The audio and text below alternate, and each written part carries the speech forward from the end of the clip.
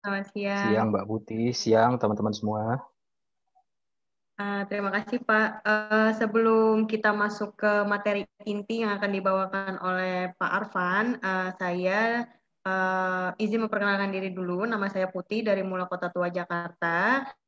Di mana Mula Kota Tua Jakarta ini adalah sebuah coworking dan creative hub yang di mana kami juga menjadi inkubator bisnis pariwisata dan ekonomi kreatif. Jadi di mana rekan-rekan yang mungkin berminat atau tertarik dengan semua tema yang ada pariwisata dan mungkin punya usaha di bidang ekonomi kreatif, mungkin boleh bergabung bersama kita di sini. Sebelum kita masuk ke materi, saya akan memberikan sebuah room gate atau tata cara yang rekan-rekan harus perhatikan selama webinar kami sedang berjalan. Mungkin sudah muncul di layarnya rekan masing-masing, di mana di sini ada room gate atau tata cara dan peraturan yang tim Mula Indonesia telah buat. Yang pertama ada join audio, di mana rekan-rekan bisa join audio mengikuti ada salah satu item di Zoom-nya rekan-rekan bisa diklik di sebelah kiri atau gambar mikrofon di Zoom-nya masing-masing. Kemudian dipastikan untuk memute dulu speakernya agar tidak ada terjadi bentrok antara suaranya Pak Arfan pada saat pemaparan materi dan suaranya rekan-rekan di tempatnya masing-masing. Kemudian di sini ada chat to everyone, di mana rekan-rekan nanti boleh menanyakan pertanyaan untuk Pak Arfan sendiri di kolom chat yang tersedia di Zoom-nya masing-masing dan diharapkan untuk memilih to everyone. Jadi kami dari tim Mula dan Pak Arfan juga bisa melihat pertanyaan atau sharing dari rekan-rekan di sini. Seperti itu. Jika rekan-rekan di sini yang belum join di grup bersama kami bisa join di nomor 08119 466 466. Jika ingin mengetahui informasi lebih lanjut atau ada event-event lain yang sekiranya pas dengan rekan-rekan di sini semua, bisa melihat di Instagram kami di @mulaindonesia, @mula.citos, atau @mulakotatua. Sekian dari saya. Sebelum masuk ke materi, di sini kita akan membahas materi tentang buka-bukaan isi Undang-Undang Cipta Kerja Klaster Ketenagakerjaan yang akan dibawakan oleh Bapak Arfan Purnama. Beliau adalah selaku lawyer dan founder legal office dari Arfan P Sahabat Hukum, seperti itu. Yang sudah kita tahu bahwa beberapa hampir 1 bulan ini ya Pak sudah rame-rame di Jakarta maupun di seluruh Indonesia Ya, tentang undang-undang ketenagakerjaan, dan beberapa kali kita lihat juga di televisi maupun secara langsung mungkin tempatnya rekan-rekan di sini banyak demo ya, ya. setiap hari, setiap Pak, mulai dari segala kalangan, dari kalangan buruhnya, dari kalangan mahasiswanya sendiri ikut turun terjun langsung untuk memperjuangkan gitu hak-haknya masyarakat yang seharusnya dijunjung tinggi begitu ya Pak ya. Ya, Ya, ya, untuk masing. lebih lanjutnya dan lebih pahamnya lagi akan dibahas oleh Bapak Arfan Purnama. Silakan Pak. Iya, terima kasih Putih. Assalamualaikum warahmatullahi wabarakatuh. Eh, Salam sejahtera, selamat siang untuk kita semua. Saya sebelum mulai, saya harus ucapin terima kasih dulu nih buat tim Mula, ya, pada pimpinan-pimpinan Mula, Bu Eti, ya, terima kasih banyak untuk kesempatan yang diberikan pada siang hari ini. Kemudian nggak lupa juga, saya dengar-dengar Mula sudah punya cabang baru lagi nih di Kota Tua. Hebat, semoga Mula semakin berjaya teruslah, semakin maju ke depannya. Oke, sebelum kita lanjutkan kepada pembahasan atau pemaparan intinya, untuk pembahasan apa ini judulnya, kita bincang-bincang hukum di Mula ya siang hari ini. Saya harus kasih disclaimer dulu nih, harus ada disclaimernya dulu nih. 2 hal untuk disclaimer diskusi kita pada siang hari ini. Disclaimer yang pertama adalah bahwa diskusi kita pada siang hari ini ditujukan bukan untuk mendiskusikan apa hukumnya, Kenapa? Karena hukumnya sendiri sebenarnya belum nongol ya. Hukumnya sendiri belum muncul. Sejak Gedok Palu kemarin dari tanggal 5 Oktober, paling lambat hukumnya itu tentang cipta kerja ini baru akan muncul nanti ya berarti kurang lebih 30 hari sekitar 5 atau 6 November bulan depan. Sehingga diskusi kita siang hari ini itu kita kasih disclaimer bahwa ini adalah ajang tukar informasi ya, tukar pikiran, saling diskusi tentang isi yang ada di dalam naskah RUU Cipta Kerja yang beredar luas di masyarakat. Kemudian disclaimer yang kedua mengenai naskahnya sendiri yang akan kita bicarakan pada siang hari ini adalah naskah yang kalau judulnya itu yang 812 halaman, which is ini adalah naskah yang terakhir yang diklaim oleh DPR, yang disampaikan oleh DPR sebagai naskah yang paling mutakhir. DPR itu di konferensi persnya pada tanggal 13 Oktober kemarin, cuman kasih clue-nya itu aja, bahwa naskah paling mutakhirnya mereka yang mereka sampaikan kepada Presiden untuk penandatanganan dan proses pengundangan selanjutnya itu yang total halamannya adalah 812 halaman. Baik, kemudian kita coba untuk masuk ke substansinya ya, mengingat waktu kita yang cukup singkat. Saya coba untuk padatkan lah, mudah-mudahan kekejar nanti untuk sesi tanya jawabnya. So, saya nyebut teman-teman yang ada di dalam forum ini sebagai sobat mula aja kali ya. Sobat mula semuanya. Yang paling pertama yang harus kita singgung sebelum masuk ke substansinya juga adalah mengenai timeline ya. Timeline daripada rancangan Undang-Undang Cipta Kerja ini. Ya. Kita ambil aja timeline yang paling pendek starting dari tanggal 5 Oktober sewaktu pengesahan. Jadi untuk naskah rancangan Undang-Undang Cipta Kerjanya ini sendiri itu kalau kita hitung dari 5 Oktober 2020 kemarin ya, kurang lebih sudah ada beberapa naskah yang beredar di masyarakat. Sebelum 5 Oktober itu ada naskah yang kita kasih nama naskah 1028 halaman. Ini adalah naskah yang sejak sebelum 5 Oktober sebenarnya bisa di-download di situsnya DPR. Namun dari 1028 halaman itu pada tanggal 5 Oktober itu masyarakat bisa dengan mudah untuk mengakses, mendapatkan informasi, ada naskah rancangan undang-undang yang versi halamannya itu adalah 905 halaman. Nah, dari 905 halaman ini, ya, kalau kita ingat-ingat pada saat itu, nah, di sanalah bergulir ya. 905 halaman ini masyarakat dapat dari mana? Kalau teman-teman aktif waktu itu untuk melakukan riset terhadap naskah undang-undang ini, gampang sekali didapat naskah-naskah RUU Cipta Kerja ini. Berita media-media besar ya, media-media besar, brand-brand media besar itu banyak sekali membagikan link-link download. Yang di dalam beritanya mereka juga mengklaim bahwa mereka mendapatkan dari DPR juga. Sehingga itulah yang jadi bahan wacana di tengah-tengah masyarakat yang 905 halaman pada saat itu. Nah, tidak lama berselang setelah yang 905 halaman ini, lantas kan kalau kita ingat beberapa hari setelah itu ada semacam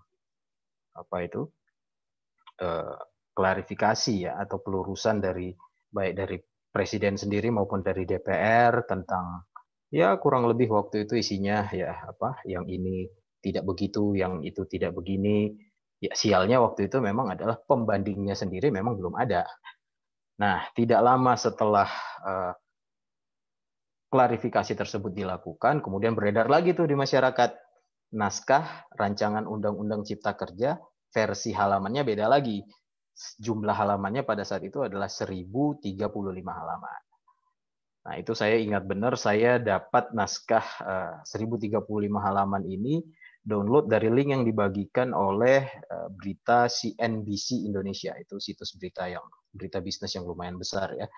Sehingga kita ngambil dari situ yang 1035 halaman ini, dan saya ingat di beritanya itu pengantar sebelum link downloadnya adalah berita ini link download ini mereka dapat dari katanya adalah Kementerian Keuangan. Ya kita sebagai masyarakat, ya berhubung sumber informasi resminya juga tidak ada, ya source informasi kita mau nggak mau ya terbatas pada link-link yang dibagikan secara luas itu saja. Ya paling banter yang harus kita pertimbangkan adalah sumber kita ngambil datanya ini dari apa, media-media yang kira-kira akuntabel nggak, punya feeling nggak kita bahwa ini adalah media yang bisa kita percaya. Nah, di luar dari itu ya memang tidak ada, adanya cuma dari situ. Nah, pada akhirnya tanggal 13 Oktober, ya, seingat saya siang menjelang sore itu di DPR ada konferensi pers, para unsur-unsur pimpinan DPR menyelenggarakan konferensi pers dan kemudian menginformasikan kepada masyarakat bahwa mereka telah menyelesaikan, memfinalisasi naskah RUU Cipta Kerja untuk selanjutnya dikirimkan keesokan harinya di sekitaran tanggal 14 Oktober kepada Presiden. Dan pimpinan DPR juga mengklarifikasi bahwa pada akhirnya total halaman setelah dilakukan perapihan oleh mereka, total halamannya rancangan Undang-Undang Cipta Kerja ini jumlahnya adalah 812 halaman. Nah itu teman-teman kalau mau cross-check kembali beritanya silahkan. Yang paling jelas itu paling mudah bisa coba cek di YouTube-nya DPR juga ya, cari yang berita tanggal 13 Oktober itu masih ada konferensi persnya DPR tentang naskah termutakhir yang mereka sampaikan kepada Presiden. Jelas di sana pimpinan DPR menyatakan bahwa naskah terakhir yang mereka kirimkan ke Presiden itu jumlahnya ada 812 halaman. Nah, mengingat statement DPR yang demikian, atau berdasarkan statement DPR yang demikian, maka diskusi kita pada siang hari ini juga ya praktis kita batasi saja bahwa memang yang harus kita lihat itu adalah naskah yang jumlahnya 812 halaman itu. Ya, yang lain-lain ya sudah tidak relevan untuk kita obrolkan rasa-rasanya ya. Oke. Kemudian kita sedikit mulai masuk kepada substansinya. Apa sih yang menjadi problem utama dari RUU Cipta Kerja ini?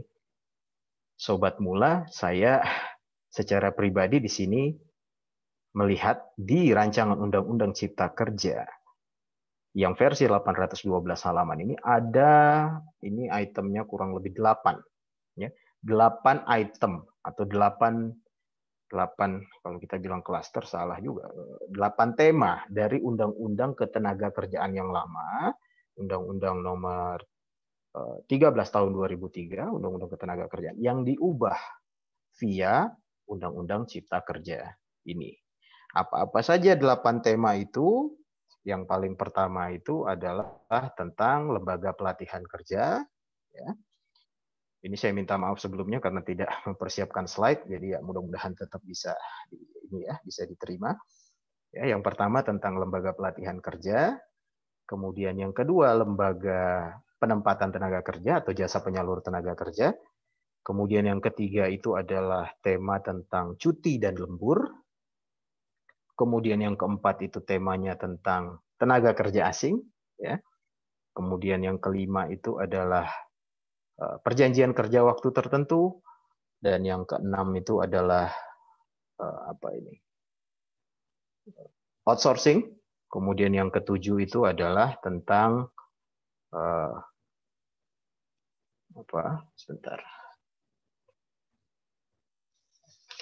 upah minimum. Upah minimum dan yang terakhir adalah tentang PHK, pesangon dan jaminan kehilangan pekerjaan. Ya. Saya sengaja buat 8 klaster ini, itu saya tata 3 yang teratas ya tadi yang tentang lembaga pelatihan kerja, kemudian lembaga penempatan tenaga kerja atau jasa penyalur tenaga kerja dan cuti lembur. Ini kalau menurut saya pribadi, menurut pandangan saya pribadi, 3 yang teratas ini adalah tema yang less kontroversial. Bukan tidak bermasalah ya, tapi less kontroversial. Sementara 5 yang terakhir ke belakangnya, di sini nanti yang kurang lebih pro kontranya di masyarakat pasti cukup besar. Nah, kita mulai dari yang paling pertama tentang lembaga pelatihan kerja. Apa yang dirubah dari lembaga pelatihan kerja? Sebenarnya tidak terlalu banyak. Yang dirubah itu adalah di sektor perizinannya. Jadi kalau sebelumnya di Undang-Undang Tenaga Kerja yang sebelumnya, kalau mau bikin lembaga pelatihan kerja itu izinnya keluar dari kota atau kabupaten, dari dinas di kota atau kabupaten. Ya. Di undang-undang yang ini dimunculkan bahwa lembaga pelatihan kerja itu juga ternyata bisa berbentuk PMA, jadi bisa berbentuk penanaman modal asing. Nah, lembaga pelatihan kerja yang bentuknya adalah PMA, artinya di dalamnya adalah ada sahamnya orang asing, maka izinnya dikeluarkan dari pusat. Bedanya di situ. Jadi kalau di undang-undang yang lama izinnya satu tempat aja, di kota atau kabupaten, ya di Disnaker aja keluar izin lembaga pelatihan kerjanya. Di undang-undang yang baru, justru malah ada izin dari pusat khusus untuk yang lembaga pelatihan kerja PMA. Nah, yang lokal-lokal gimana? Ya tetap di kota kabupaten. Nah, apa? Kalau kita pertanyaan kritisnya kalau untuk yang ini lah, ini beneran nih dengan cara seperti ini sifatnya berarti mengefisiensi. Nah, ini kan jadi nambah ya lembaganya, dipecah satu di pusat, satu di daerah. Kalau mau diefisiensikan kan seharusnya ya pilih aja salah satu. Mau lokal kayak mau PMA, ya di pusat aja semuanya atau di daerah semuanya. Jadi kalau kayak begini kan dia jadi ada dualisme ya. Oke, kemudian yang tema kedua tentang penempatan tenaga kerja atau jasa penyalur tenaga kerja. Di sini perubahannya tidak terlalu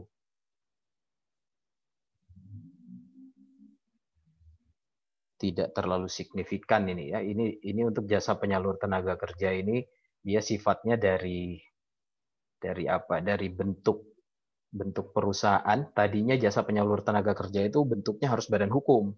Nah, kali ini di Undang-Undang Cipta Kerja dibuka tidak harus badan hukum. Tapi tetap harus berizin. Nah, saya pikir ini bukan masalah yang berarti karena memang pada dasarnya yang namanya usaha itu bukan bentuknya yang penting tapi izinnya ya. Untuk mengontrol itu kan yang harus dikontrol adalah izinnya ya. Kualifikasi segala macam itu kan adanya di perizinan, bukan di bentuknya PT atau perorangan. Nah, kemudian yang ketiga, nah ini mengenai lembur dan cuti. Lembur berubah dikit.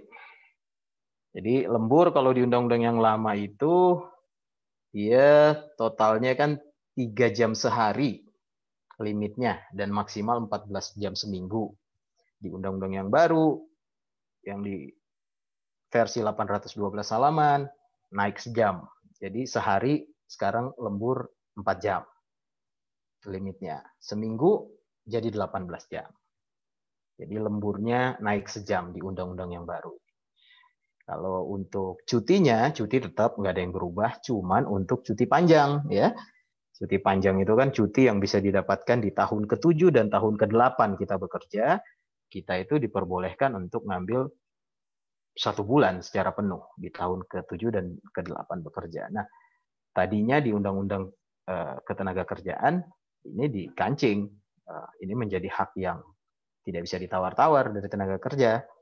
Nah, di undang-undang yang ini diperhalus sedikit, diturunkan kadarnya sedikit menjadi terserah kesepakatan antara karyawan atau tenaga kerja dengan perusahaan. Diserahkan pengaturannya kepada peraturan perusahaan. Tidak lagi diatur di undang-undang. Ya, jadi kalau mau tetap ada, ya diperjuangkan di perusahaan masing-masing supaya tetap ada untuk cuti panjangnya. Ya, ini adalah 3 isu pertama yang saya pikir less kontroversial. Baik, Sobat Mula, kita masuk ke isu yang keempat. Nah, mulai dari sini yang ke sana ini, dan seterusnya sampai ke 8, nah di sini yang banyak menimbulkan pro kontra di masyarakat.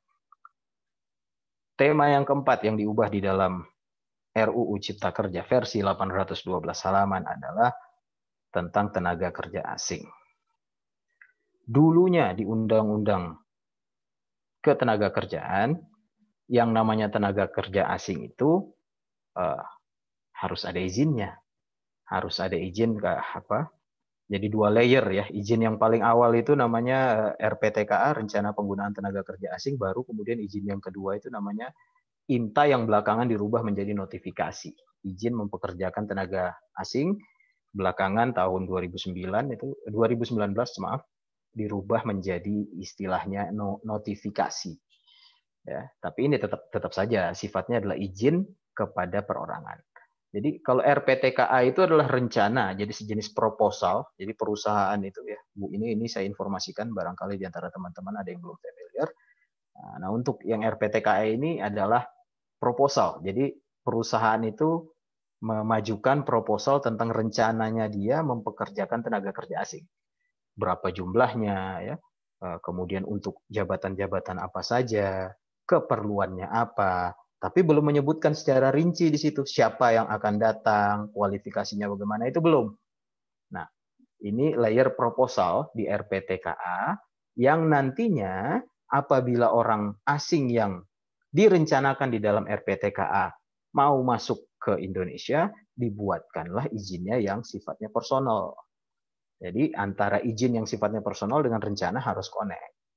Nah, nanti dari izin personalnya ini yang kita sebut dengan istilah notifikasi tadi, izin masuknya mereka, izin kerjanya, maaf, ditindaklanjuti ke imigrasi untuk dikeluarkan visanya.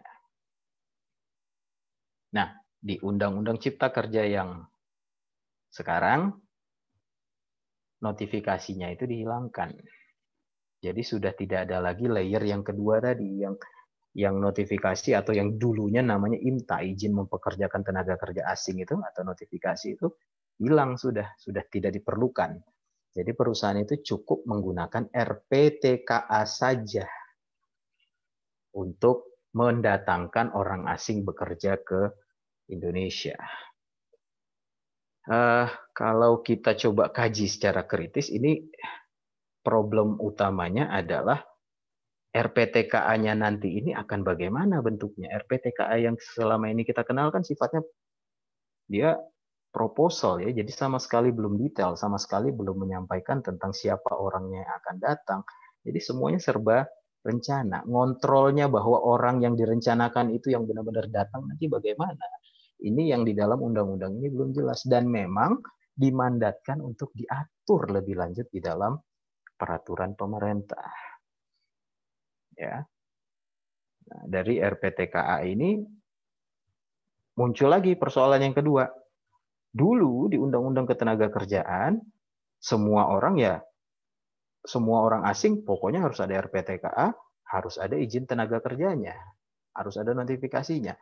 Nah, ini RPTKA ini ternyata sekarang dilimitasi lagi. Jadi tidak semua orang wajib RPTKA. Jadi ada jenis-jenis pekerjaan ya yang RPTKA-nya tidak diperlukan. Jadi tadi yang pertama layer notifikasi sudah dihilangkan, ya, layer notifikasi sudah dihilangkan, cuman tinggal RPTKA. Ternyata di bawahnya disebutin lagi, ada jenis-jenis pekerjaan tertentu yang bahkan RPTKA saja tidak diperlukan. Jadi nggak perlu pakai RPTKA. Nah, ini terus terang secara kritis kita coba menalar. Lah, terus kalau RPTKA-nya saja juga nggak diperlukan, orang itu dasar masuknya pakai apa? Nah, nanti imigrasi ngeluarin visanya basisnya apa? Ini menjadi pertanyaan apa ya? Pertanyaan yang benar-benar kalau menurut saya misteri. Ya. Apa-apa saja pekerjaan yang tidak perlu RPTKA itu, ya, bukan tidak perlu izin lagi loh, tapi bahkan tidak perlu RPTKA. Yang pertama itu adalah dia bekerja sebagai direktur atau komisaris di perusahaan di mana dia juga sebagai pemegang saham. Jadi kalau dia pemegang saham sekaligus direksi atau komisaris di perusahaan tertentu, dia nggak perlu RPTKA. Ya. Kemudian yang kedua, nah ini nih, perluasan. Tenaga kerja yang bekerja di sektor vokasi. Undang-undangnya mengatakan sektornya vokasi. Vokasi itu apa? Ya kalau kita coba telusuri, di penjelasannya saya nggak dapat ya penjelasan tentang vokasi. Jadi kita menggunakan istilah vokasi berdasarkan definisi umum. Vokasi ini kan ilmu terapan. Ya kalau bisa dibilang kalau kita di universitas kan yang fakultas vokasi itu yang sifatnya yang D3 itu kan, seingat saya kalau tidak salah. Jadi yang terapan-terapan semua ya. Ya, bahkan jangan-jangan bidan juga masuk vokasi. Nah, limit dari vokasinya itu seperti apa ini yang kita belum tahu. Tapi yang pasti vokasinya sudah dibuka. berapa banyak vokasi yang akan diakomodir nanti di lewat PP, ya kita belum bisa berspekulasi saat ini, ya. Kemudian apalagi tenaga kerja yang bekerja di sektor startup teknologi, ya, startup berbasis teknologi. Nah, ini ukuran startup berbasis teknologi ini yang bagaimana juga tidak terdefinisikan di sini. Sehingga saya khawatir nanti orang-orang di keimigrasian job desk-nya bisa nambah ini. Ya, gimana cara mereka mengecek kebenaran bahwa orang itu benar-benar bekerja di sektor vokasi, orang itu benar-benar bekerja di sektor startup berbasis teknologi, ya. Atau startup berbasis teknologi itu yang kayak apa sih? Apakah misal Gojek, ya, atau Lazada atau yang sejenisnya itu masih tergolong startup? Segede gitu masih dibilang startup, sudah selama itu. Nah, ini definisi seperti ini masih sangat masih sangat buram dari undang-undang ini. Benar bahwa di undang-undang ini dijanjikan untuk itu akan diterbitkan PP, ya. Nah, tapi dari situ saja kita sudah bisa membuat telaah kritis. Ini simplifikasi undang-undangnya di sebelah mana? Bukankah yang kita dengar informasi di masyarakat bahwa tujuan dari diadakannya Undang-Undang Cipta Kerja ini justru adalah untuk mensimplify aturan-aturan itu. Jadi nggak kebanyakan aturan lagi kita. Ternyata faktanya di sini aturan-aturan itu banyak yang dilempar ke PP.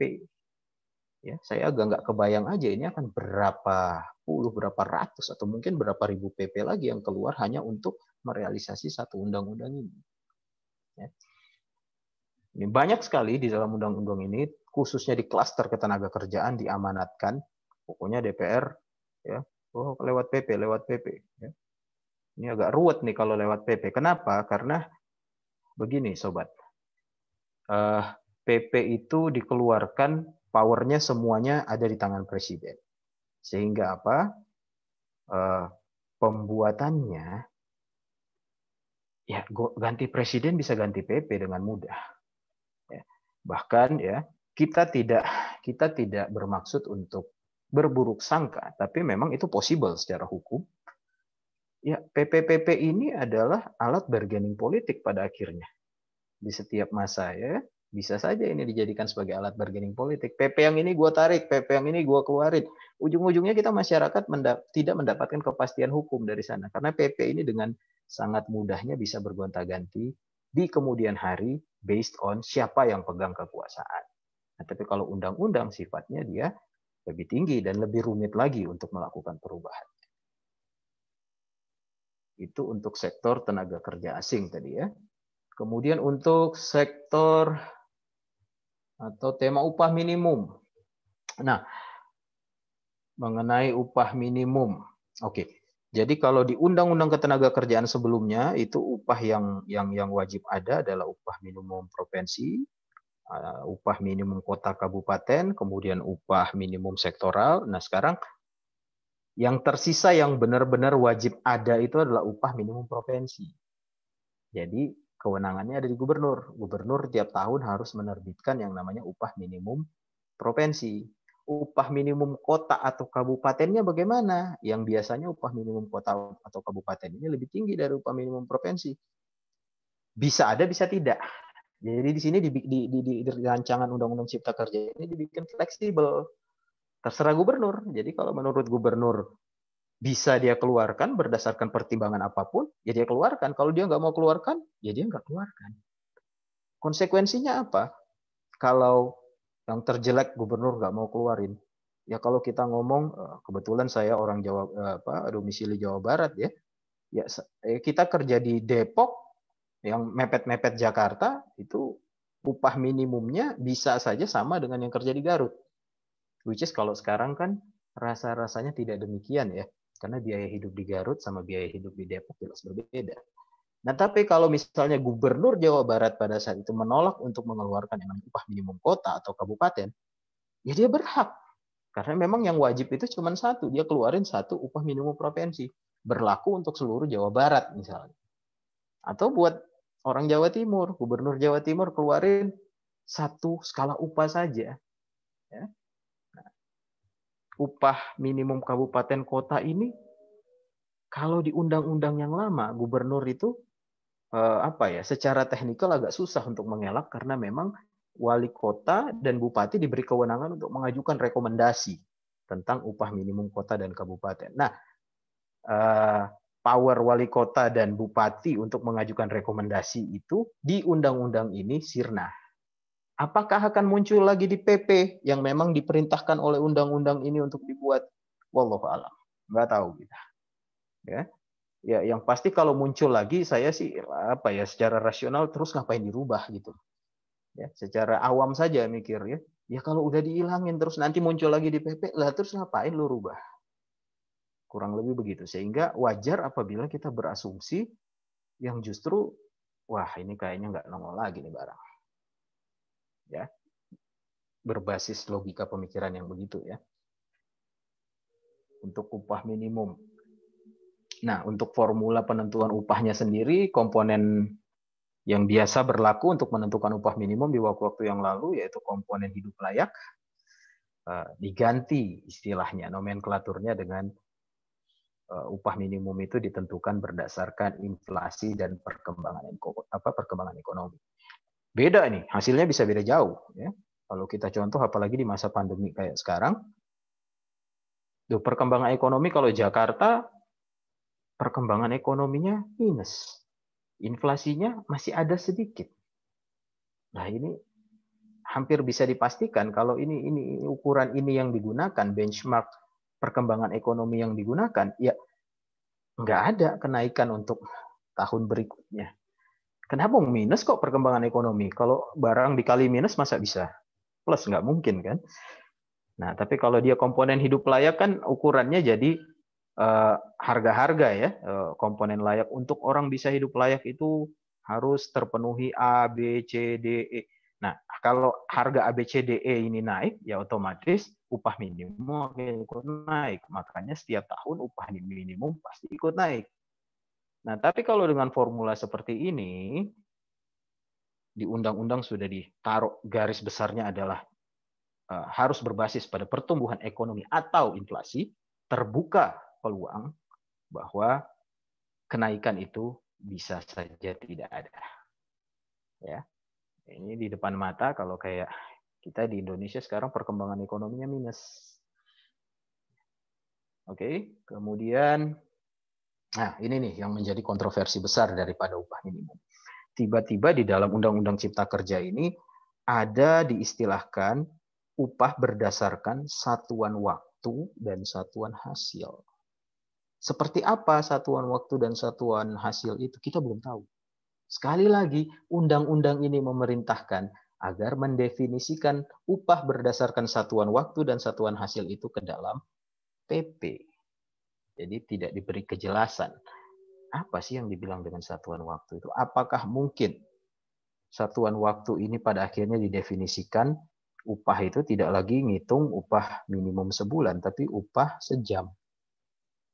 Atau kalau satuan hasil perusahaan untuk tenaga kerja yang kerja di misalnya di garmen, satuan hasilnya adalah per kodi misalnya ya. Atau kalau kerja di pabrik rokok diupah sekian kalau menghasilkan sekian linting misalnya. Nah, satuan waktu ini menjadi polemik di masyarakat. Ya, kenapa? Gimana caranya nggak jadi polemik kalau memang nggak jelas? Karena memang harus nunggu PP-nya. Ya. Nah, sementara masyarakat nunggu PP ini di kepala seperti yang sudah ada seperti yang saya sudah sampaikan tadi. Ini seberapa jauh PP-nya nanti akan mendefinisikan kita belum tahu. Ya. Kemudian, untuk upah minimum ada kabar baiknya di Undang-Undang Undang-Undang Cipta Kerja kali ini, usaha mikro dan kecil ya tidak berlaku upah minimum itu. Jadi upah minimum itu diserahkan pada kesepakatan antara pengusaha dan tenaga kerjanya. Ya, which is ini ya, cukup rasional. Ya. Usaha mikro, kita masih ingat usaha mikro kategorinya adalah yang modalnya di bawah 50 juta atau omsetnya di bawah 300 juta. Kemudian usaha kecil itu yang 50 juta sampai 500 juta atau omsetnya maksimal 2,5 miliar. Nah, di mana di dalam praktek keseharian kita juga memang sangat sulit untuk mengharapkan usaha kecil dan mikro ini mengaplikasikan namanya upah minimum. Jadi di Undang-Undang Tenaga Kerja yang lalu tidak mengatur demikian. Jadi pukul rata pokoknya orang kerja harus basisnya upah minimum. Nah kalau ini dibuka peluang untuk usaha mikro dan usaha kecil, ya boleh berdasarkan kesepakatan. Oke, selanjutnya mengenai PHK, pesangon, dan jaminan kehilangan pekerjaan.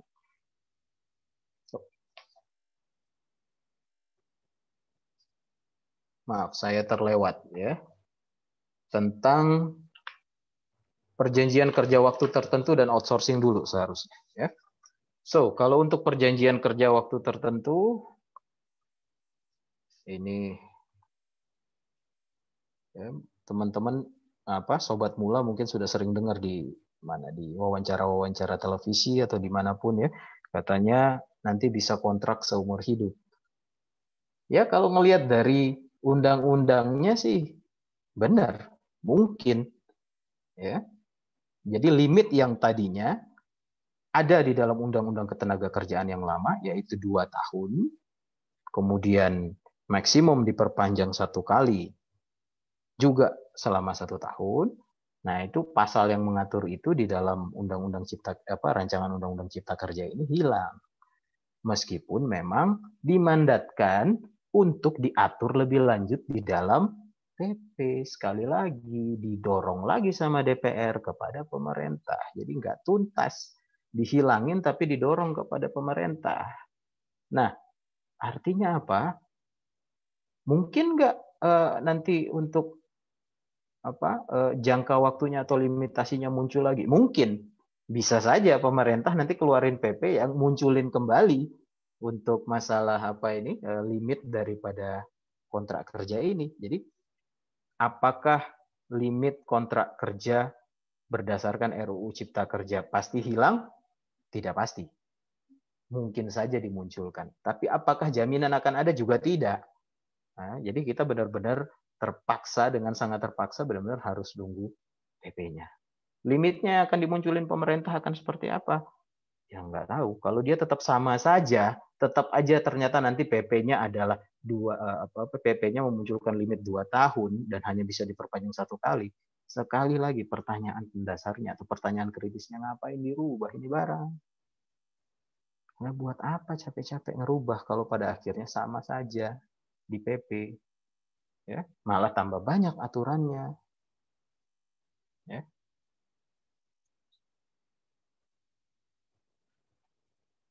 Kemudian mengenai PKWT perjanjian ini, sejak dulu sampai dengan hari ini kan problemnya memang di lapangan itu bukan tentang limit ya, tapi tentang enforcement. PKWT ini kalau di Undang-Undang Ketenagakerjaan itu sebenarnya kan sudah dilimit. Yang boleh pakai kontrak itu yang jenis pekerjaan apa. Tapi realisasinya saya kira kita semua bisa melihat seolah-olah tidak ada batas. Semua pekerjaan pokoknya baru rekrut ya PKWT, ya kontrak. Apapun pekerjaannya ya kontrak. Padahal seharusnya yang boleh dikontrak itu ya yang yang sifatnya itu tidak semua pekerjaan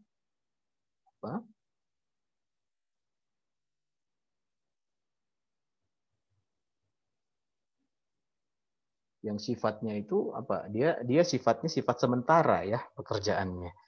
Jadi kalau kayak pekerjaan-pekerjaan yang harus selesai dalam waktu tertentu ya itu boleh kontrak. Tapi kalau dia pekerjaan yang sifatnya tetap seharusnya berdasarkan undang-undang yang lama tidak boleh kontrak. Tapi realisasinya sekarang semua boleh kontrak. Nah, realisasi undang-undang yang lama, enforcement terhadap undang-undang yang lama saja belum maksimal, kemudian berdasarkan undang-undang yang baru ini malah digantung. Jadi belum jelas mengenai jangka waktu atau limitasi terhadap kontrak kerja waktu tertentu itu. Baik, Sobat Mula, kita masuk ke tema yang berikutnya, yaitu isu tentang outsourcing atau perusahaan alidaya. Sebelumnya Mbak Putih, saya minta di reminder dulu, ini saya ngomong kecepatan kah atau seperti apa? Cukup Pak, waktu kita mungkin 15 menit ya, 10-15 menit lagi. 10-15 menit ke depan. Oke, saya Ya, persingkat. Boleh Pak. Oke, saya persingkat Silakan. untuk outsourcing ya. Untuk outsourcing ini, jadi perbedaannya adalah kalau di Undang-Undang Ketenagakerjaan yang lama, pekerjaan yang boleh di outsource itu ada batasannya. Jadi dia harus pekerjaan yang sifatnya adalah supporting only. Ya, kalau misalnya dia tidak langsung berkaitan dengan core production. Ini yang boleh di outsourcing. Terus terang mengenai outsourcing ini juga perdebatannya itu baik di ahli hukum maupun di ahli personalia itu sampai dengan hari ini belum selesai. Misal kita ambil contoh tenaga-tenaga customer service yang ada di bank itu masuk ke dalam kategori core atau tidak. Ya kalau kita limit core itu tidak termasuk after sales service, maka customer service ini mungkin saja tidak masuk. Tapi kalau kita ngomong bahwa yang namanya core production itu mulai dari produksi sampai dengan after sales, maka yang kayak customer service ini seharusnya tidak boleh mereka di outsource. Tapi prakteknya di banyak bidang usaha keuangan, ya, jasa-jasa keuangan, customer service itu di outsource. Nah, perdebatan kayak gini itu sampai dengan sekarang belum selesai di antara ahli hukum maupun ahli kepersonaliaan. Nah, muncul RUU Ketenagakerjaan ini, papra semua sekarang mengenai limit outsourcing itu hilang. Jadi semua pekerjaan boleh di-outsource-kan. Nah, ini menjadi problem yang sangat mendasar dan saya kira menjadi isu yang sangat besar. Kenapa menjadi isu yang sangat besar? Karena begini, Sobat. Kita berbicara tentang ujung-ujungnya nanti perlindungan terhadap tenaga kerja outsource, ya. Di dalam rancangan undang-undang ini memang dimandatkan untuk pemerintah sekali lagi menerbitkan PP tentang perlindungan tenaga kerja outsource. Tapi pertanyaan paling utamanya adalah apakah benar? Apakah kita bisa menerima secara akal sehat bahwa perusahaan outsource itu bisnis modelnya memungkinkan untuk dia memiliki aset atau dana yang lebih dalam rangka melakukan perlindungan terhadap tenaga kerjanya. Gini, ini perusahaan-perusahaan kalau dibuat bebas seperti ini untuk menghindari yang namanya nanti yang mungkin ya, ini adalah kemungkinan yang bisa terjadi untuk menghindari yang namanya pesangon, untuk menghindari kewajiban-kewajiban yang lain. Dia outsourcingkan aja semua. Jadi tren ke depan adalah mengoutsourcingkan semua tenaga kerja. Ya. Nah, problemnya adalah tenaga kerja ini kalau sama outsource, apa iya akan dikontrak jadi karyawan tetap? Nah, kita juga kan sebagai pribadi bertanya ya, apa gunanya kita menjadi karyawan tetap di outsource? Lah kan kita mau jadi karyawan tetap di bank ini. Kita itu kan maunya jadi karyawan tetap di perusahaan itu, bukan mau jadi karyawan tetap di outsource. Nah, bisnis modelnya outsource ini memungkinkan nggak untuk nantinya dia menanggulangi yang namanya pesangon dan lain-lain itu secara bisnis, terus terang saya pribadi sangat meragukan. Ada kaitannya nanti dengan pesangon. Di dalam undang-undang ini sudah ditetapkan memang pesangon tidak hilang. Ya ada perhitungannya yang berubah sedikit, khususnya untuk pesangon yang efisiensi ya. Kalau dulu di Undang-Undang Tenaga Kerja yang lama, kalau perusahaan itu melakukan efisiensi, kalau perusahaan itu melakukan merger, peleburan, maka pesangonnya kali 2. Nah, di undang-undang kali ini tetap jadi cuma ada perhitungan tunggal pesangon. Tapi nilai besaran pesangonnya tidak hilang, itu harus kita syukuri.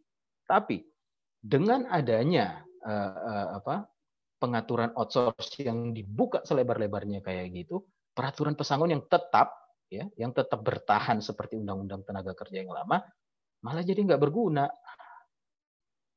Kenapa? Ya tinggal geser aja semua tanggung jawab kepada perusahaan outsource. Nah, kalau kita bermasalah dengan perusahaan outsource, taruhlah kita gugat ke pengadilan, taruhlah kemudian tenaga kerja ini menang. Pertanyaannya, outsource-nya punya aset nggak untuk digunakan membayar kewajibannya terhadap tenaga kerja? Mau melindunginya dengan cara yang bagaimana nanti? Ya, ini kalau ngomong pesangon, ya, ya kalau kita paksa-paksakan mungkin saja perusahaan outsource itu punya dana lebih untuk menanggulangi yang namanya kesejahteraan tenaga kerjanya, tapi ujung-ujungnya harga tenaga kerja jadi mahal dong. Karena kan berarti marginnya harus gede ya. Kalau teman-teman yang terbiasa dengan konsep bisnis model ini, loh, ini outsource kan biasanya bersaingnya justru harganya murah. Kalau harganya murah, terus kemudian perusahaan yang sebelah sana tidak mau menanggung yang namanya pesangon, nah outsource-nya mau nanggung pakai duit dari mana? Nah, ini menjadi pertanyaan kritis kita. Sekali lagi undang-undang ini memandatkan agar pemerintah menerbitkan yang namanya PP Perlindungan Tenaga Kerja Outsource. Kayak apa perlindungannya nanti yang akan diberikan tenaga kerja outsource? Tidak ketahuan. Nah, dari sekarang kita mulai coba untuk mereka-reka. Paling mudah adalah dengan kita melihat bisnis modelnya si outsource itu memungkinkan atau tidak secara keuangan mereka punya dana yang lebih menanggulangi kesejahteraan tenaga kerjanya. Oke, selanjutnya yang terakhir tentang pesangon ya. Untuk pesangon kurang lebih tidak banyak yang berubah dari undang-undang tenaga kerja yang lama ya. Sejujurnya saja justru kalau untuk urusan pesangon ini ada faktor positifnya sedikit buat tenaga kerja. Ada hal yang baru yaitu dulunya pesangon itu tidak menjadi kewajiban yang kalau dilanggar ada sanksi pidananya. Nah, sekarang ini pesangon itu pengusaha kalau melanggar tidak bayar pesangon pidana. Jadi bisa dipidanakan pengusaha yang tidak bayar pesangon. Tapi kalau perusahaannya outsource, gunanya mempidanakan ownernya itu apa? Kan kita mau nyari supaya dananya kembali ya. Nah, cara nyari dana kembali itu bagaimana? Ya, either dia bayar atau kita minta supaya pengadilan mengeksekusi asetnya misalnya. Ya, ini. Nah, tapi kalau outsource, asetnya yang mana yang mau dieksekusi? Nah, ini menjadi pertanyaan. Kalau semua orang sudah di-outsourcing, nah perlindungan itu apa benar akan jalan? Modelnya bagaimana? Nah, ini sangat-sangat mendasar buat kita pertanyakan. Baik, Mbak Putih dan Sobat Mula semuanya, saya kira mungkin untuk pemaparan saya sudah coba untuk berusaha memadatkan sedemikian rupa. Ya, itu dulu sementara sebagai pengantar dari saya. Mudah-mudahan kita masih bisa untuk teruskan di sesi diskusi dan tanya jawab. Silakan, Mbak Putih.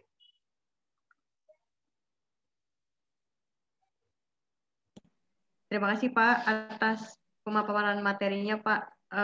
Mungkin ini bisa menjadi sebuah gambaran kecil, maksudnya kita bisa melihat segi positifnya ya Pak dari Undang-Undang Cipta Kerja kan yang selama ini kita lihat di luar atau kita dengar di luar kan mungkin ada beberapa poin yang merugikan gitu bagi kaum buruh dan pekerja lainnya gitu kan. Maksudnya banyak tersebar juga di sosial media gitu. Yang terlihat hanya negatif-negatifnya saja seperti itu. Kalau kalau saya tertarik dengan yang di outsourcing Pak. Ya. Karena kan kita tahu hampir di seluruh bagian di Indonesia itu apalagi masuk ke dalam sistem ranah pekerja gitu ya. Ya. Hampir rata-rata semua pasti diawali dengan outsourcing seperti yang tadi Bapak bilang seperti itu. Nah, Betul. mungkin beberapa kasus juga banyak yang mungkin dari ada bantahan dari rekan-rekan yang outsource mungkin bentrok dengan si yang outsource kan yang mereka gitu ya tentang upah dan segala macamnya seperti itu. Ya. Kalau mereka sekiranya ingin memperjuangkan haknya mereka tapi tidak ada bukti-bukti yang kuat gitu Pak untuk dinaikkan ke hukum. Kira-kira apa yang harus mereka siapkan gitu? Oke. Dari teman-teman outsourcing ini gitu Pak. Oke, Putih. pertanyaan ini hampir sama sebenarnya dengan yang sudah saya singgung sedikit tadi. Ya. Yang paling utama itu justru adalah jangan buru-buru dulu ngomong tentang apa yang bisa kita perjuangkan. Tapi pertanyaan besarnya, kalaupun kita berjuang, kalaupun kita menang, beneran outsource bisa bayar? Itu dulu, iya dong. Ya, kalau kita sudah buang tenaga, ya kita gugatlah ke pengadilan. Ini saya minta sobat mula juga membayangkan ini bukan cuma case satu orang ya, misalnya case banyak orang sekaligus, mungkin puluhan, mungkin ratusan orang ya. Nah, kalau kita itu bermasalah dengan perusahaan yang asetnya ada, ya, pada akhirnya kalaupun kita berjuang, kita lewat jalur hukum, kita siapkan semua alat-alat bukti yang diperlukan, di ujung itu kita ada harapan. Kalau kita menang, pengadilan bisa bantu kita mengeksekusi perusahaan itu. Ya, kalau perusahaan itu nggak mau bayar secara sukarela, ya lego aset-asetnya. Kalau secara logiknya begitu. Tapi kalau outsource, lah kantor aja kadang-kadang ngontrak, benar nggak? Lah iya, asetnya sebelah mana? Jadi kalau semua orang sudah di outsourcing, ya toh, kita rame-rame berjuang gugat si outsource. Lah outsource-nya bentuknya PT, tanggung jawabnya terbatas. Dia kalau rekeningnya udah kosong, ownernya nggak bisa dituntut tanggung jawab. Pertanyaannya ngapain berjuang kalau kayak begitu? Ya, bukan tentang apa yang harus dipersiapkan dulu. Yang paling mendasar adalah kalaupun kita mau maju fight, kita yakin nggak outsource-nya nanti pada akhirnya punya duit buat bayar? Pengadilan mau eksekusi dia, pakai duit yang mana? Aset yang mana yang bisa diambil sama pengadilan untuk bayar ke kita? Ini yang menjadi pertanyaan mendasarnya, ya, karena outsource itu kan rata-rata modal skill sama modal jaringan ya, para pemilik-pemiliknya ini. Mereka punya skill melakukan rekrutmen dan mereka punya jaringan untuk menyalurkan hasil rekrutmennya mereka. Iya toh?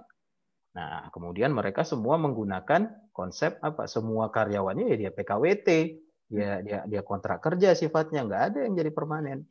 Dan aneh juga kalau buat kita sebagai tenaga kerja mau jadi tenaga kerja permanen di outsource. Mau ngapain di outsource itu? Jadi tenaga kerja permanen. Kan kita maunya kerja di bank ini, maunya kerja di mana, di perusahaan farmasi itu, ya.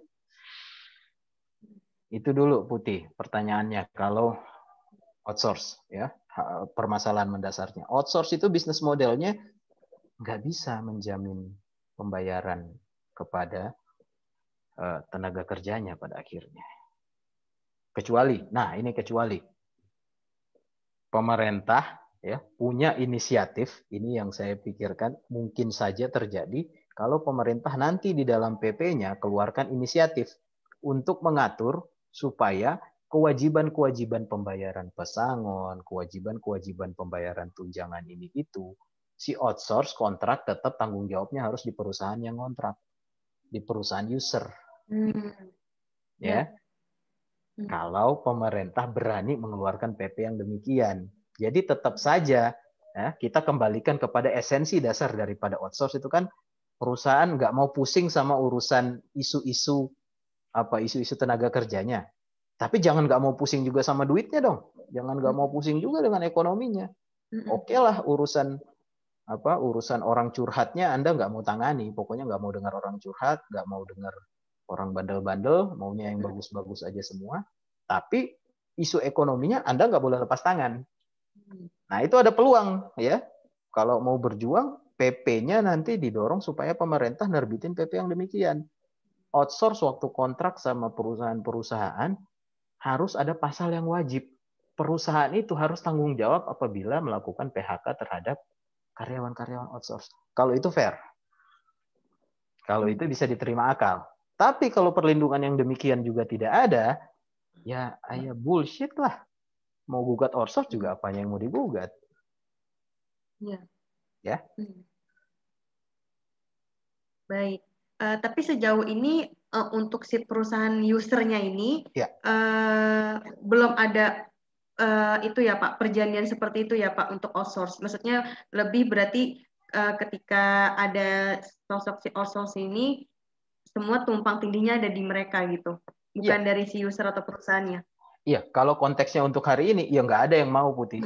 Untuk bikin kontrak yang kayak gitu nggak ada perusahaan yang mau, karena kan mereka memang mau lepas tangan semuanya, termasuk tanggung jawab Merugikan ekonominya. perusahaan ya Pak, berarti kalau gitu ya Iya Pak? dong, mereka mau ngelepas semua beban, ya beban curhat-curhatannya, beban baper-baperannya, mereka mau lepas, termasuk beban ekonominya. Mereka nggak mau tanggung jawab, ya pokoknya mereka taunya mereka borongin kerjaan kepada outsource. Kapanpun mereka mau, mereka kick orang seseorang itu yang mereka nilai tidak kompeten, ya mereka balikin kepada outsource. Apa nasibnya setelah di outsource, ya urusannya orang itu, si perusahaan nggak mau tahu. Gitu.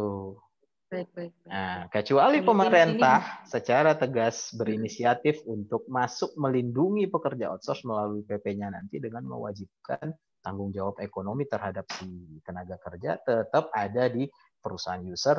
Ah, itu cakep. Masuk akal kalau itu yang terjadi. tapi apakah kira-kira mungkin next-nya atau berapa tahun ke depan gitu Pak, akan terjadi seperti itu nggak Pak? Maksudnya ada peraturan yang mewajibkan nih dari pemerintah, didukung pemerintah untuk kayak pihak outsourcing dan pihak perusahaan ini harus merge dalam peraturan, ada hak-hak wajib gitu yang harus diterapkan. Kemungkinan besar akan terjadi nggak Pak seperti itu? Mungkin kalau kita punya leader yang baiknya minta ampun. Mungkin aja yang benar-benar pro terhadap apa ya, kuantiti masyarakat yang lebih besar. Tapi kalau selama konteksnya adalah apa ya, saya bilang di drive sama yang namanya investasi, ya jargon-jargon investasi, ya kan kita bisa bilang underlying-nya apa, bottom line-nya kan berarti pro sama kepentingan kesejahteraan duit ya, investor, ya sulit lah untuk berharap seperti itu.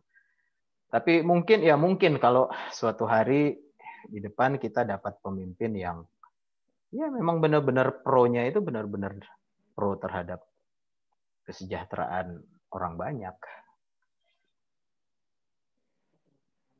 Seperti itu. Baik Pak, kita lanjut ke pertanyaan selanjutnya ya Pak. Ini ada dari Ibu Eti sendiri, ada pertanyaan untuk 8 klaster yang Bapak resumkan tadi dibuat tahun berapa Pak? Nah itu, 8 klaster ini basisnya adalah Rancangan Undang-Undang Cipta Kerja versi 812 halaman, ya, which is adalah versi termutakhir yang diklaim oleh DPR berdasarkan pers conference mereka tanggal 13 Oktober, dan bisa kita ambil dari sumber-sumber yang sangat terbuka di internet. Nah, tapi carilah dari media-media besar yang punya nama, sehingga kita punya confident untuk mengambil informasi dari mereka. Linknya banyak sekali, yang versi 812 halaman. Dari sana saya meresumkan ada 8 sektor, ya, 8 tema yang diubah dari Undang-Undang Ketenagakerjaan lama. Baik. Selanjutnya ada dari Bapak Indra Andrianto. Mungkin ini pertanyaannya hampir bisa digabungkan dengan pertanyaan Ibu Eti yang selanjutnya ya. Omnibus sama undang-undang dahulu apakah tidak tumpang tindih jika undang-undang yang lama masih berlaku? Kemudian Ibu Eti juga bertanya, paparan yang Bapak tadi sudah berikan, terlihat bahwa aturan Undang-Undang Cipta Kerja ini menjadi tidak clear, aturan menjadi abu-abu.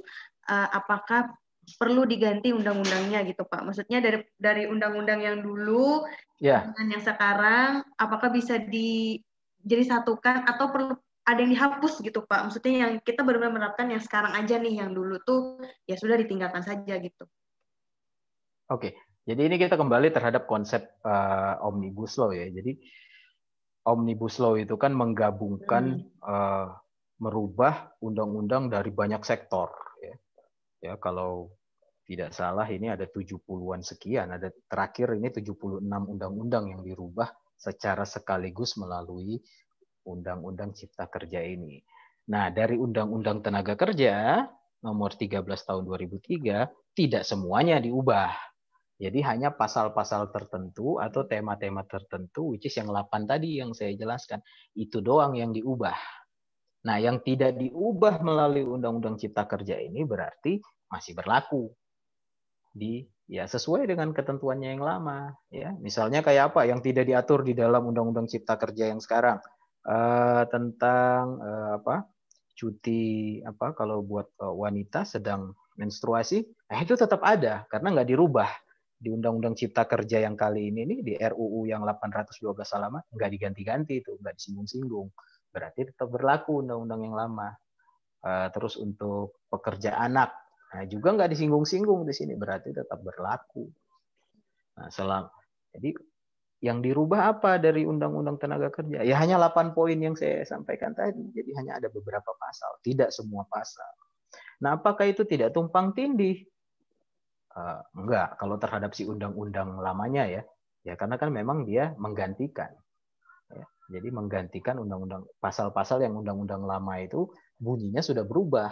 Bagaimana berubahnya? Ya tinggal lihat yang di Undang-Undang Cipta Kerja. Nah, nanti mungkin ya biasanya kalau dalam praktek di lapangan nanti beberapa bulan ke depan ya kalau kita berasumsi bahwa benar nanti undang-undang ini akan disahkan ya berlaku, paling nanti akan ada yang buat tuh undang-undang tenaga kerja include dengan versi yang sudah diubah berdasarkan Cipta Kerja. Nanti mereka akan compile, jadi pasal yang tadinya bunyinya begini mereka ganti.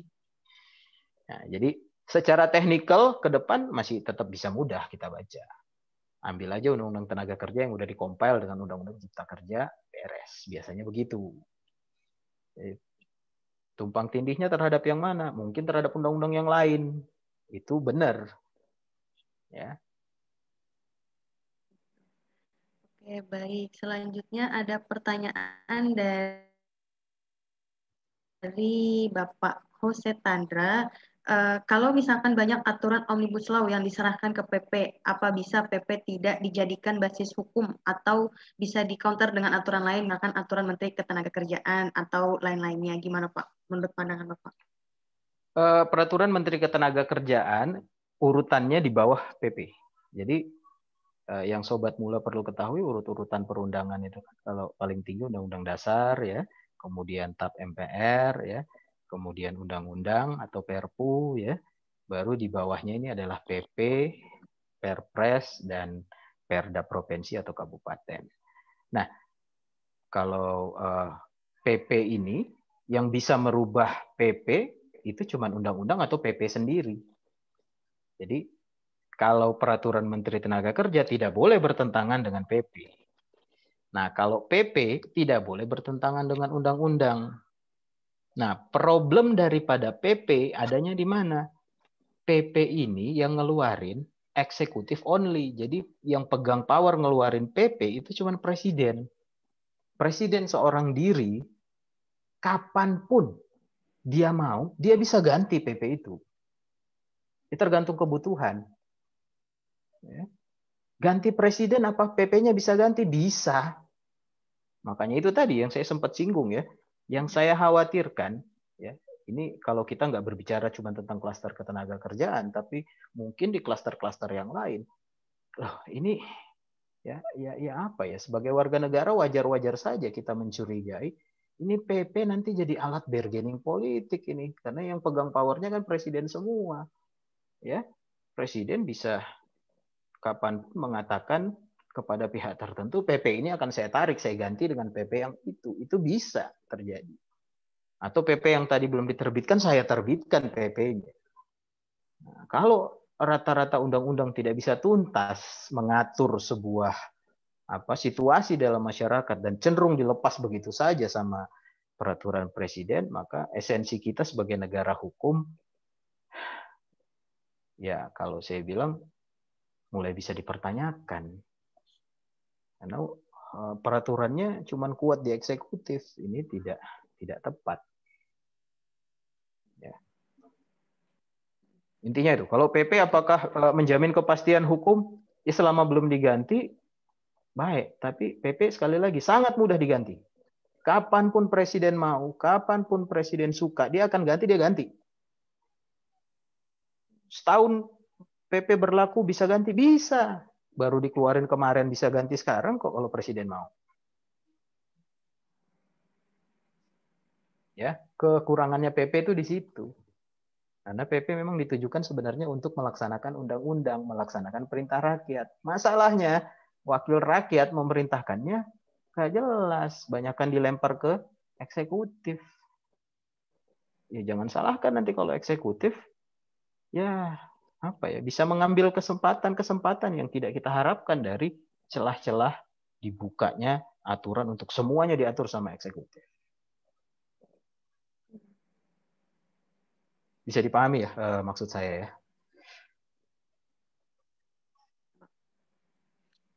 Selanjutnya nih, saya mau bertanya sama kayak pertanyaan Pak Hosea. Ya. Undang-Undang Cipta Kerja ini secara de facto apakah lebih banyak merugikan kita semua dan jauh beresiko sebagai pegawai ya port lembaga eksternalnya? Ya. Kayaknya ini pertanyaan per Ya. semua orang gitu deh Pak. Ya. Pak Gimana siapa tadi? Ya. UU Cipta Kerja memang diciptakan, tapi apakah si perusahaannya ini harus melaksanakan apa yang ada di UU Cipta Kerja atau enggak gitu Pak? Ya, Pak siapa yang bertanya tadi?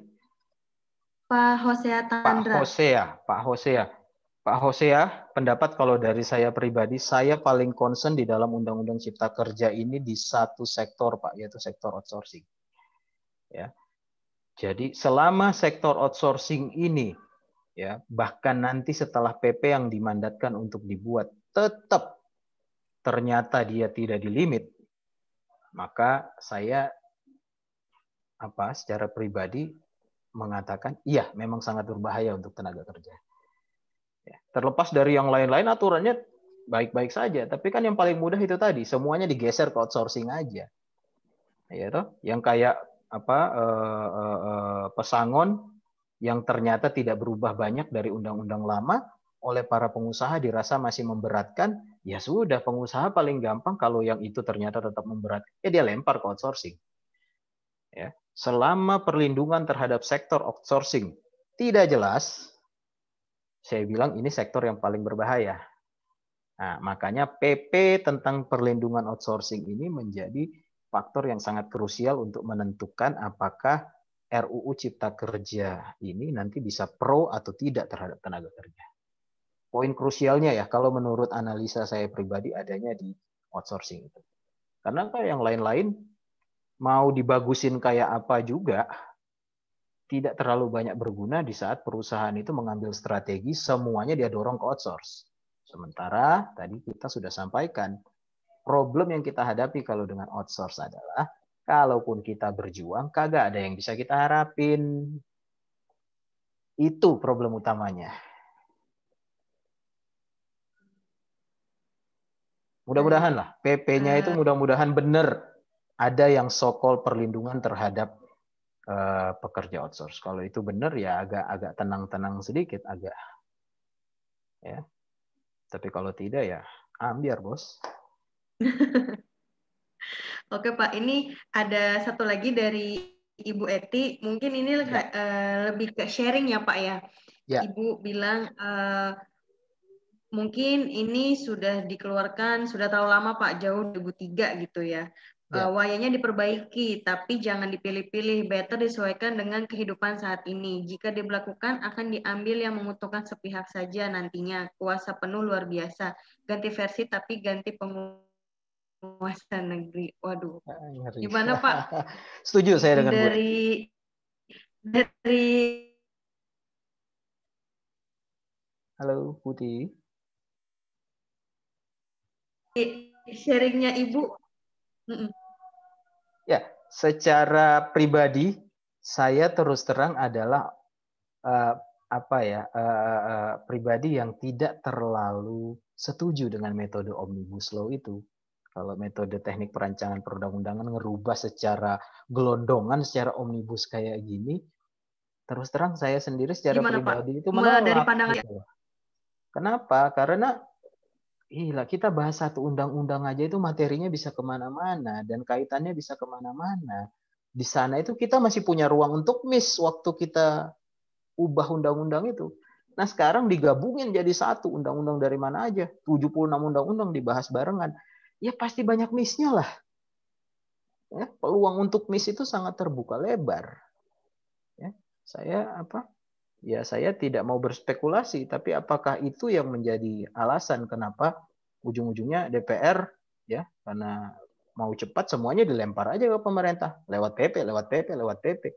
Nah, terus semangat mensimplifikasinya di mana? PP-nya nanti akan terbit jauh lebih banyak dari PP yang sebelumnya dimandatkan. Di mana mensimplify aturannya? Kita yang tadinya baca cukup satu undang-undang, kita udah bisa mengerti, oh jalan ceritanya begini nih. Oh aturannya begini nih. Beberapa bulan dari sekarang kita harus buka PP yang ini, buka PP yang itu, buka PP yang ono. Nah, sebelah mana efisiennya aturannya jadinya? Saya khawatirnya itu tidak tercapai. Karena terlalu banyak PP-nya. Tapi saya setuju, seharusnya memang undang-undang itu dirubah ya per materi.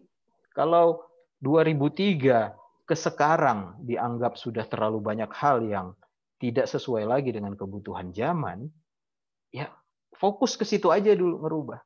Atau kalau ngomong sekarang bahwa kendala investasi itu paling banyak adalah di sektor perizinan misalnya, ya toh? Fokus, oke bidang usaha yang mana perizinan apa dirubah. Jadi fokus di situ masalahnya apa tuh? Misalnya kayak di usaha tambang, masalah perizinannya apa tuh? Bagaimana mensimplify itu? Ya tapi untuk urusan satu undang-undang dulu. Jadi bisa fokus, bisa benar-benar ruang untuk miss kecil. Jadi fokusnya di situ, perizinannya dulu diberesin. Ya, ini kalau yang di omnibus ini ya katanya mau beresin perizinan, ini nyasar ke tenaga kerja juga rasa-rasanya. Tembak kiri kena kanan juga nih urusannya.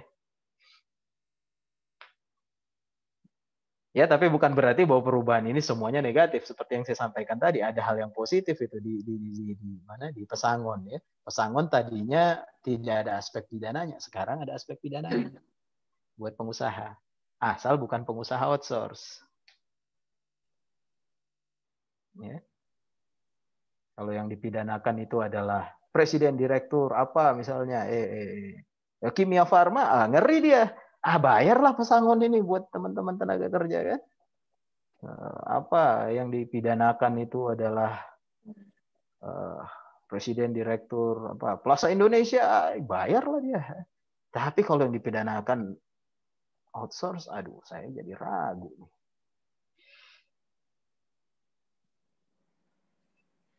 Baik Pak, ini ada satu lagi ya Pak, sebelum saya minta Bapak untuk memberikan closing message buat kita semua nih. Berhubung juga waktunya sudah habis Pak, tapi nggak apa-apa.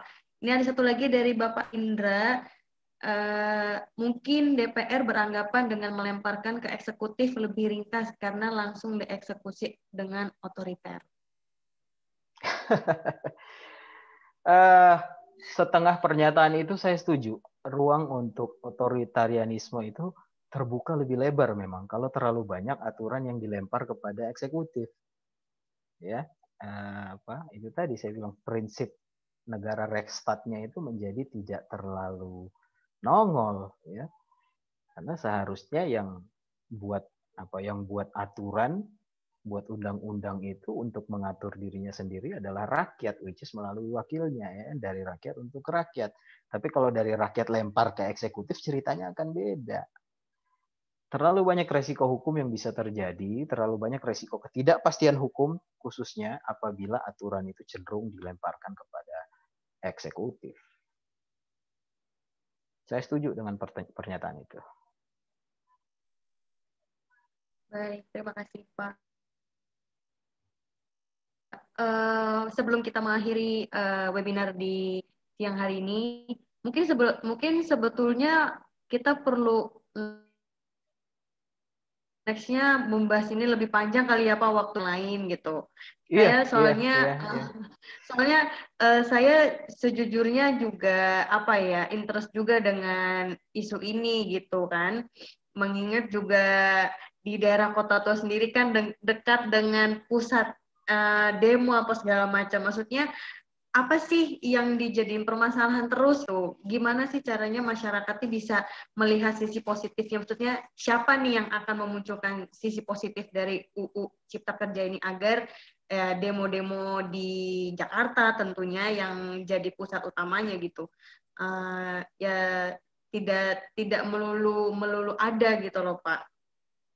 Gitu. Mungkin closing statement aja Pak dari Bapak nih kira-kira, supaya kita bisa berpandang ke depan bahwa UU Cipta Kerja ini bisa kita lihat juga kok positifnya gitu. Ya, closing statement-nya yang paling utama adalah kita tidak jumping ke urusan politiknya ya. Jadi kita fokus kepada isu hukumnya dengan telah adanya Undang-Undang Cipta Kerja ini, bahwa memang apapun keberatan yang dimiliki masyarakat hari ini terhadap Undang-Undang Cipta Kerja, secara hukum jalur penyelesaiannya adalah bawa ke Mahkamah Konstitusi nanti pada saat sudah benar-benar sah. Jadi kurang lebih di sekitar 5 November kan barang ini ditandatangan atau tidak ditandatangan oleh Presiden, sudah jadi undang-undang yang sah. Nah, setelah itu bisa dibawa kepada Mahkamah Konstitusi untuk dilakukan pengujian apakah undang-undang ini sifatnya valid, tidak bertentangan dengan prinsip-prinsip yang ada di konstitusi kita atau bagaimana. Sehingga pengujian terhadap undang-undang ini ya harus selalu didukung. Tapi yang saya harus ingatkan adalah menguji undang-undang ini terhadap konstitusi itu bukan perkara mudah, karena yang diatur di undang-undang ini adalah persoalan-persoalan teknikal. Ya, membangun argumentasi bahwa persoalan teknikal ini bertentangan dengan konstitusi itu menjadi pekerjaan yang sangat berat.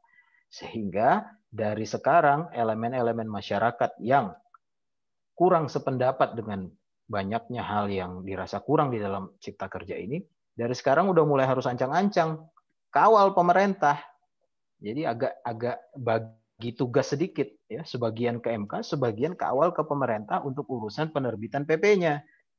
Jangan ini undang-undang kita sudah jebol, PP-nya lebih jebol lagi, ambiar sudah selesai.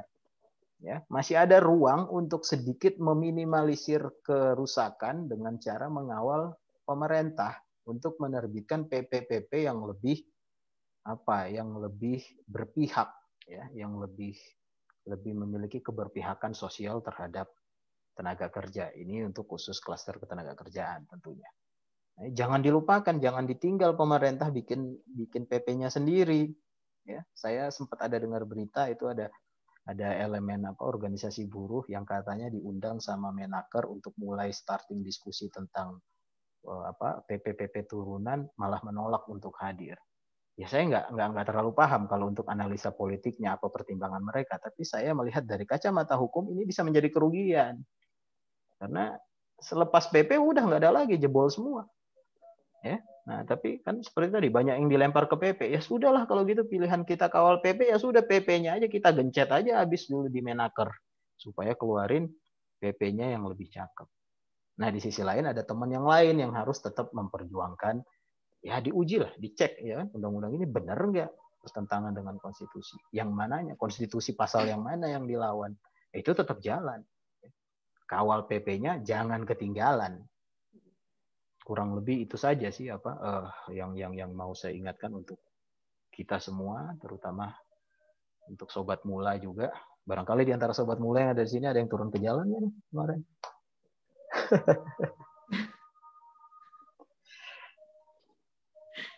Lagi turun ke jalan Pak yang lain, karena kan kebetulan hari ini juga ada demo ya. Gitu. Ya, masih ada harapan. Juga di daerah mengarah ke kota ini udah ditutup semua Pak gitu. Waduh. Jadi mudah-mudahan dari kami yang memang kurang paham betul dengan UU Cipta Kerja ini, kami sih mengharapkan bahwa cepat ada hal yang baik gitu yang dapat diambil dari kita semua supaya bisa berjalan dan balance gitu Pak antara yang pemerintah atau siapapun yang bergelut ada di dalam UU Cipta Kerja ini dengan kita yang mungkin pekerja atau buruh yang yang berharap baik dari Undang-Undang Cipta Kerja ini, seperti itu. Putih, saya luruskan, kita udah nggak bisa berharap sama Undang-Undang Cipta Kerja sekarang. Yang masih bisa kita harapkan adalah PP turunan dari Cipta Kerja ini. Itu masih mungkin kita Ya. harapkan. Ya, so perjuangan buat teman-teman elemen buruh, ya, elemen masyarakat yang yang objektif, yang memperjuangkan nilai-nilai sosial, jangan lupakan PP ini. Harus ada yang kawal. Kalau nggak dikawal pemerintah, Menaker nggak dikawal bikin PP, aduh, jebol 2 lapis. Hati-hati di PP. Jadi intinya harus dikawal, kalau enggak jebol 2 lapis ya Pak. Iya. Ya itulah harapan kita ya. Ya yang pasti kan kita memang tidak mau yang rusuh-rusuh ya. Bukan karena kita tidak sependapat kemudian kita harus merusak. Enggak begitu. Ya. Ya mungkin yang di luar sana itu Pak, yang maksudnya anarkisnya itu yang sekarang tuh yang jadi persoalannya nih. Cuman ya mudah-mudahan ada yang kabar baik ya Pak untuk kita semua gitu, supaya hal-hal seperti ini tuh sudah berhenti aja gitu. Kami menyangkut banyak orang yang di luar juga yang mungkin mau kerja atau mau kemana juga dengan ada anarkis ini semua jadi terhambat gitu Pak. Ya, gitu. Boleh mengaspirasikan sesuatu, tapi janganlah dengan anarkis, dengan rusuh atau merusak fasilitas negara yang sudah ada gitu kan seharusnya. Iya dong. Tepat sekali. Setuju. Baik, terima kasih Pak Arfan sudah bisa hadir, sudah bisa menyempatkan waktu mengisi di Mula Ekspor Talk ini, membicarakan hal tentang Undang-Undang Cipta Kerja di klaster ketenagakerjaan. Mungkin untuk rekan-rekan di sini yang bertanya apakah obrolan ini akan di-upload di YouTube, insya Allah dari Mula sendiri akan upload ke YouTube kami, dan di YouTube-nya Pak Arfan sendiri juga sudah banyak ya Pak membahas tentang ini. Jadi boleh di-share kali Pak YouTube channelnya apa-apa. Jadi nanti rekan-rekan di sini bisa channelnya Bapak gitu. Karena saya sempat ngintip juga nih Pak. Saya sempat ngintip juga ke YouTube channel Bapak gitu. Ya, ada sih channel YouTube ya, belum benar-benar diseriusin, tapi ya sebagai ajang untuk ngeluarin pendapat aja, suka-suka sendiri. Ada, saya di channel YouTube saya di Arfan P Sahabat Hukum. Arfan P Sahabat Hukum. Jadi rekan-rekan boleh mampir ke YouTube channelnya Pak Arfan dan YouTube channelnya kami di Mula Kota Tua nanti. Pembahasan-pembahasan ini semoga bisa jadi pengetahuan yang positif ya Pak bagi kita-kita yang kurang paham atau yang ingin menambah pengetahuan seperti itu. Mungkin nextnya bersedia kita undang lagi ya Pak di Mula Ekspor Talk untuk ada pembahasan-pembahasan yang lebih menarik lagi nih. Sangat bersedia. Kalau Bu Eti yang undang saya, aduh, udah langsung siap dan aja saya udah. Siap. Terima kasih Pak. Saya atas nama pribadi terima kasih Pak Arfan sudah mau membantu kami. Sama-sama Putih. Mau sharing, mau kasih pengetahuan. Mungkin terima kasih ya Pak Arfan. Sama-sama Bu Eti, sama-sama. Ya, terima kasih Pak. Kita akan muncul lagi dengan judul-judul yang lain yang pasti menarik. Siap. Amin Bu, semoga. Makasih banyak Bapak. Makasih Putih. Keren acaranya. Yuk, saya pamit ya. Terima kasih. Ya, terima kasih Pak. Terima kasih semua. Terima kasih rekan-rekan di sini yang sudah hadir. Mungkin yang mau tahu informasi lebih lanjut mengenai event-event kita ke depannya bisa lihat di Mula Kota Tua dan mula.citos. Sekian dari saya. Terima kasih. Wassalamualaikum warahmatullahi wabarakatuh. Salam sejahtera untuk kita semua. Sehat selalu. Jangan lupa protokol COVID-nya diterapkan di setiap saat. Terima kasih. Wassalamualaikum. Waalaikumsalam. Terima kasih ya Pak. Ya. Pak. Terima kasih rekan-rekan semuanya.